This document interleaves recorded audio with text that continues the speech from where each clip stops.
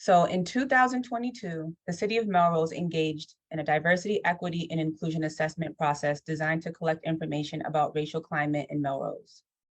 According to the DEI assessment, 35% of Black people feel uncomfortable interacting with City Hall compared to only 6% of white people. The question is, what would you do to make City Hall more welcoming to Black people? And first, we will have Ms. Hammer. Great, thank you.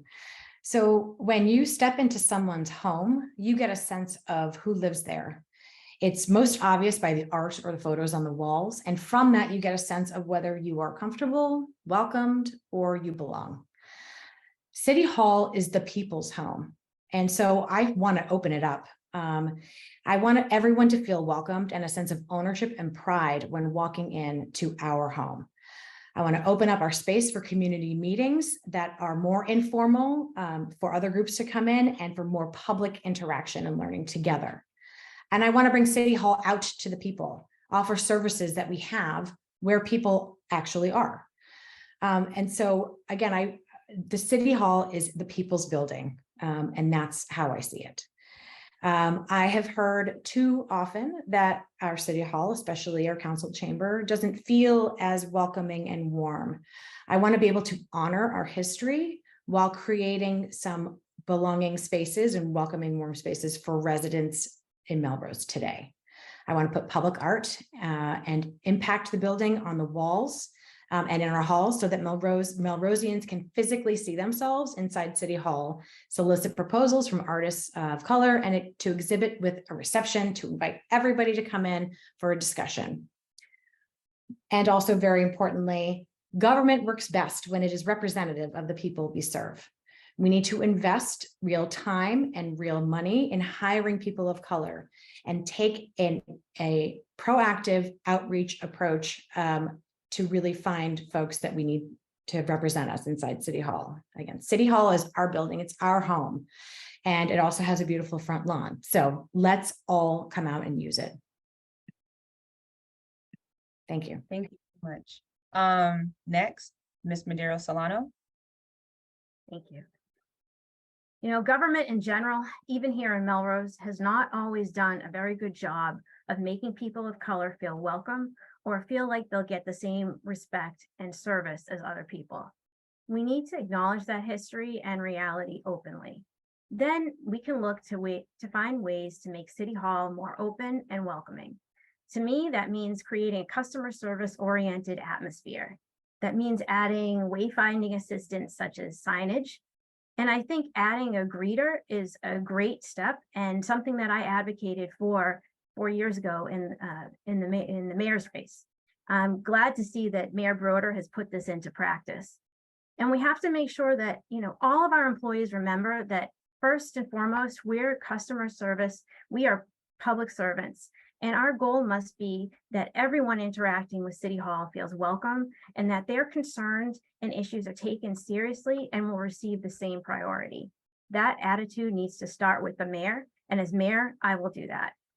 Another focus is increasing workforce diversification so that people of color can see more people who look like them when they interact with city government.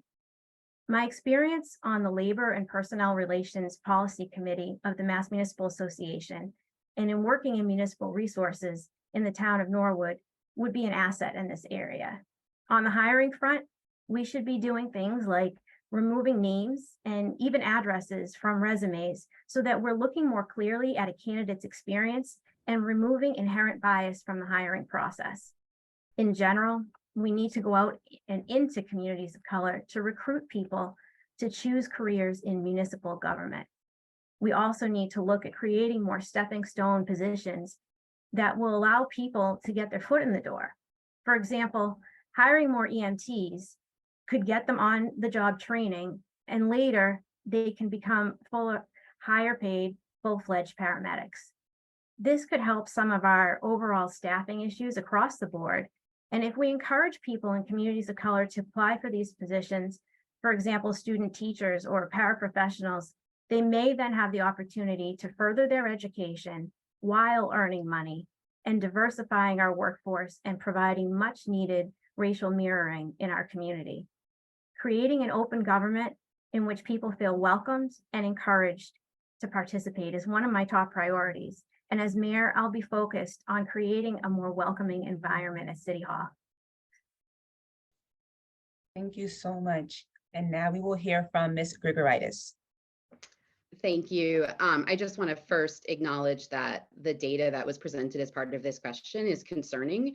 And also to say that what is even more concerning to me is that each of these data points represents the lived experience of a resident in our community. And I want to first validate that these encounters happened and commit to doing the work to make positive change. As City Council President in 2020, I partnered with two of my fellow councilors who were the only two counselors of marginalized identities serving with me to develop the City Council's first ever anti-racism statement, which was adopted by all 11 counselors unanimously. Based on my professional experience leading a team, I know that we need to build a City Hall staff that reflects the community it serves. But to get to that end goal and have it be successful, we need to do the foundational work across all city departments and staff levels. This includes trainings on implicit bias and how it impacts our delivery of services, a wide array of stakeholders with the voices of residents of color at the center in developing and executing a DEI strategic plan, engaging staff in setting individual and department DEI goals, a comprehensive review of all City Hall policies and procedures, both internal and external, through an equity framework. We need to not only do this foundational work, but we need to be constantly accountable and reflective to our community on the challenges encountered and the progress made. To bring about change, we need to have good intentions as well as accountability and follow through. Thank you. Thank you so much for all those wonderful answers.